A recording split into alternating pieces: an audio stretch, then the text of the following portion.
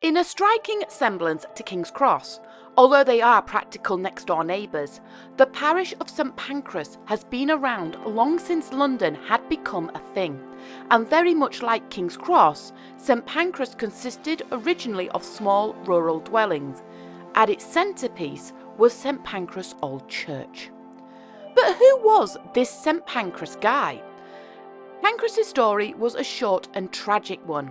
He was a young Roman born around 289 AD. He was orphaned by the age of 8 and entrusted to the guardianship of his uncle Dionysius. After moving to Rome, both he and his uncle converted to Christianity, and Pancras ran with it. He was so dedicated to the religion that his words reached the ears of the emperor. The emperor had ordered the persecution of all Christians and wanted to make an example, so he arrested Pancras and called him to the palace. The young boy was brought in and asked to perform a sacrifice to Roman gods. Pancras resisted, staying true to his faith. Not even the temptation of wealth and power could persuade him. The emperor, now humiliated at Pancras' defiance, ordered him to be executed, but the boy's age caused the emperor to give him mercy and a quick execution. Pancras refused, and the boy, not even 15 years old, faced his end unbroken and defiant.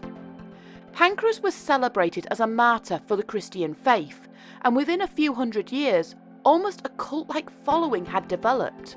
Pancras was venerated as the patron saint of children, jobs and health, and his statue can be found in many businesses. In England, when Augustine landed, he brought with him relics of St Pancras, meaning many English churches were dedicated to the saint, including the church in London, which was one of the first sites dedicated to worshipping Christianity. Fast forward a few thousand years, and the church stood strong and had established a parish.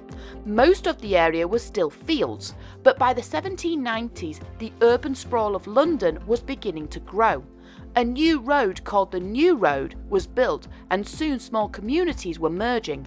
Still, Pancras Parish was seen as a rural rest stop for those wanting to seek a break from the inner city life, and the parish featured its own luxury spa. In 1822, thanks to an influx of people, the church, now aging, was now unsuitable for its growing flock, so a new church was built. Less than 15 years later, the railways appeared as Euston Station made its debut, less than half a mile away from the new church. Gone were the leafy fields, and in its place more businesses and housing.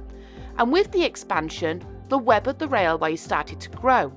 It brought more people and freight both in and out of the city. A lot of overseas refugees started to settle around the station, bringing with them skilled work. However, the reports were conflicting. Some said the housing around the old church resembled nothing more than slums, whereas others were sceptical of the dank conditions. Out of all of the railways, the Midland Railway was more desperate than most to get into London. Burton-on-Trent had beer. They had a means to move the beer, and the people of London wanted it. There was only one little problem. The Midland Railway had nowhere to take it. The inner city of London had long since passed its bill to stop railways from encroaching within its city limits, and the Midland Railway had reached London before, but it was using Great Northern's line to King's Cross. But the Great Northern was not a fan of sharing, and the two were in direct competition with each other. There could be only one real solution: build another station. The station would be the third on the new road, now called Euston Road, and within a stone's throw of King's Cross and Euston. The building a new station would also benefit its wider reaches. Bedford could finally get connected and put the Midland Railway in the middle of the field when competing for passengers from the north trying to get to the city. But unlike King's Cross and Euston, the area that Midland wanted to put its terminus was not going to be easy. The land was now getting quite crowded. It couldn't go further south than Euston Road, which was now a major thoroughfare, and now also covered the new Metropolitan Underground line. It couldn't go east as the River Fleet was in the way, nor could it go north thanks to the Regent's Canal. The north was further complicated by a gasworks and a burial ground. The only way for the lines to make way for the proposed station was to make its own path, mainly through existing housing. The portrayal that some of the houses were mere slums helped the railway plead its case to Parliament, and it was granted special powers to demolish 3,000 houses to make a way for its line, leaving thousands homeless. Now that the line was sorted, it needed a station. Considering how grand King's Cross and Euston was, the Midland Railway wanted to make a bold statement and entrusted its own chief mechanical engineer, William Henry Barlow, and Roland Mason Ordish to design the layout, and George Gilbert Scott to design the hotel and the station building. The site's uniqueness and its proximity to other structures made the construction of the building very different from other stations. For starters, 688 metal columns were put in place to raise the station platform so that steam engines could pass over the Regent's Canal. Because the canal occupied just a small proportion of this raised area, a new cellar space would be perfect for the beer from Burton to be housed and stored. The upper deck would be reinforced with wrought iron beams ready to take the weight of passengers and engines. Going lower, underneath the Undercroft, a tunnel was constructed that would connect the station to the Metropolitan line. While the Midland couldn't get into the heart of London, the connecting underground would. Upward from the platform, you have the roof. The roof was comprised of 25 trusses. These trusses would arch over and be set in brick piers. It was the first time the arches were used in construction that were not unbroken and were done purposely to help protect the roof against wind shear. Interestingly, the wood scaffold used to erect these structures actually were used as part of the station's floor when the job were done. Lastly, large glass panels were used to span the roof, making St Pancras at the time the largest single roof span in the world. The Midland Railway wanted to promote the Midlands to the hilt in the station's construction. Every one of the 60 million bricks used, every bit of concrete, the steel, the wood planks, all came from the Midlands. Below the platform, the brickwork was now simplified and made into arches. Soon, all were ready for the first barrels. The station opened to the world on the 1st of October 1868, with the hotel following suit in 1876. The station towered over everything around it and cast an impressive shadow across its other railway neighbours.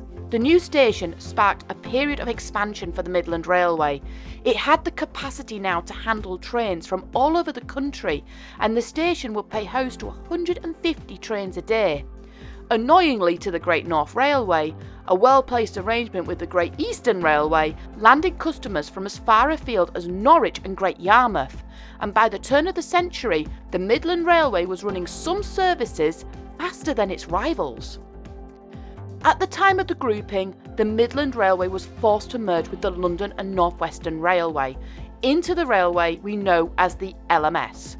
The LMS adopted Euston Station rather than St Pancras as its main terminus. The Midland Hotel was sold and the building was used as offices, ironically to British Railway. The station was no longer the crowning jewel and it began to show signs of neglect. It was still used by the LMS, but only for secondary needed services. In the Second World War, the station took a direct impact in the Blitz. 2 bombs caused significant damage to both the engine shed and the station. A bomb pierced through the glass roof and through platform 3, hitting the beer cellar and exploding within the chamber. Luckily, the damage above was slight and the station opened after only 8 days, with platforms 2 and 3 opening within a month. St Pancras got another new lease of life when British Railways took over the station in 1948. It received new routes and a significant investment to bring the station back up to par. Other investments and improvements followed, including a new signalling system and the inclusion of name services such as the Master Cutter and the Palatine. But by the 1960s, with 3 major terminals on the same street, people and bosses began to wonder they needed St Pancras at all. Several bids were put in by various people to close the station, but many, seeing the concrete box that Euston had become, were furious and fearful that this was the fate that would befall St Pancras. The most famous opposed to the plans was the Victorian Society, a society dedicated to the preservation of historical buildings and Victorian architecture.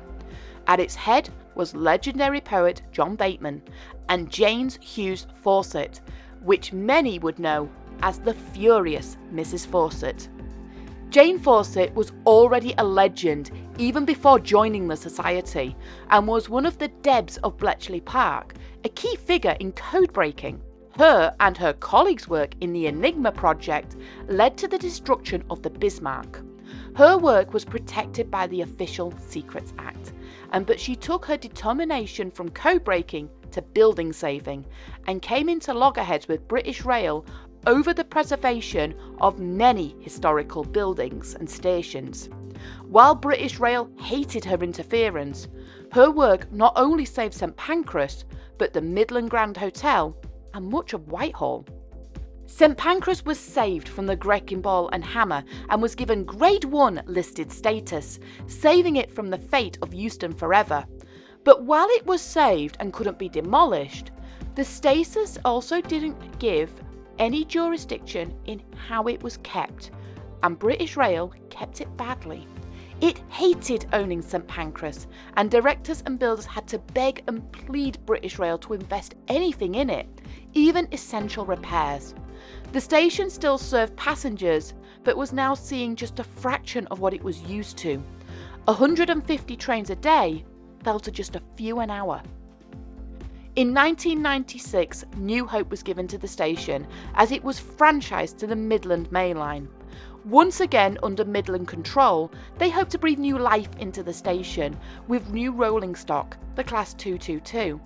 The parent company, National Express, was committed into breathing new life into the station, serving 4 express services an hour from St Pancras to Leicester and a limited service to Leeds. As National Express was a bus company, buses were also introduced from there, but plans were afoot to give the station something that no other station had ever had a link to before: the continent. The original plan for the terminus for the Channel Tunnel was to be King's Cross, but challenges with linking, coupled with a government desire to regenerate that area, meant that King's Cross was off the cards. The route change, though, was perfect to align with St Pancras. Although the station was Grade 1 listed, the station was allowed to be redeveloped for this new terminus, and several contractors moved in to help prepare the site. The train shed was refurbished and extended to accommodate the 300-metre Eurostar trains, and East Midland would run from the west side of the station, Eurostar would take the middle, and a new service to the East Midland would take the east side. The now defunct beer cellars would be opened up to allow passengers wanting the Eurostar to access the platform from below, rather than having to build a bridge. This allowed the wells to be opened up, allowing the cellar to be open plan. From inception to construction, the refurbishment of the station took over 10 years to complete and over £800 million, more than double the estimated budget. The plans also included the refreshment of the Midland Hotel into an apartment and hotel block, which was completed in 2011. St Pancras opened up to the public as St Pancras International on the 6th of November 2007. A huge opening ceremony full of royalty and dignitaries, even an orchestra, helped celebrate the first trains back into the station. New statues were unveiled, including one dedicated to John Bateman. The station was voted as one of the best railway stations in the country. It's also considered to be Europe's most friendliest station, making passengers feel at ease as they travelled. The station is international friendly and hosts a full range of shops with signs both in English and French, and the Eurostar now has direct routes to Rotterdam and Amsterdam, as well as the Gare du Nord in Paris. In 2018, the station became further interconnected with a new Thames link linking both St Pancras and King's Cross with Sussex and Kent via 2 deep tunnels that dived under the canal to join the East Coast Main Line. Although it was never planned to have St Pancras host international trains, the arrival of the Eurostar has given the once practically derelict station a new purpose, and its vast size and stunning architecture give many visitors a taste of what us Brits can achieve. There are nearly 40 Eurostar trains a day, along with many local services, has put St Pancras back on the railway map. It is only one of 4 stations that has border patrol and immigration services provided by both British and French authorities. And of course, I can't talk about the station without talking about the magnificent hotel. After British Rail vacated in the 1980s, the hotel lay dormant. As part of the refurbishment plans, the hotel got a makeover too. It was extended with a new bedroom wing and apartments which are let by Airbnb. The old and the new were intermingled, and many of the original features of the old hotel remain, including the grand staircase and several meeting halls. In 2011, on the 5th of May, it reopened, exactly to the day when it first opened its doors 138 years prior. The station and the hotel is now one of easily London's most popular and busiest stations, even as the world is shaped around it. It still stands tall and still casts a shadow over the new landscape. The church it was still named after is still standing, and many people take pilgrimages to the site to worship St Pancras, especially on May 12th, St Pancras' holy day. The church is still used for Christian worship, pretty much the same as it has done for the past 1,000 years. As for the station, while it has never seen anything in the way of holy services, looking at its open plan and stunning features, it's easy to see why people call it the Cathedral of the Railways.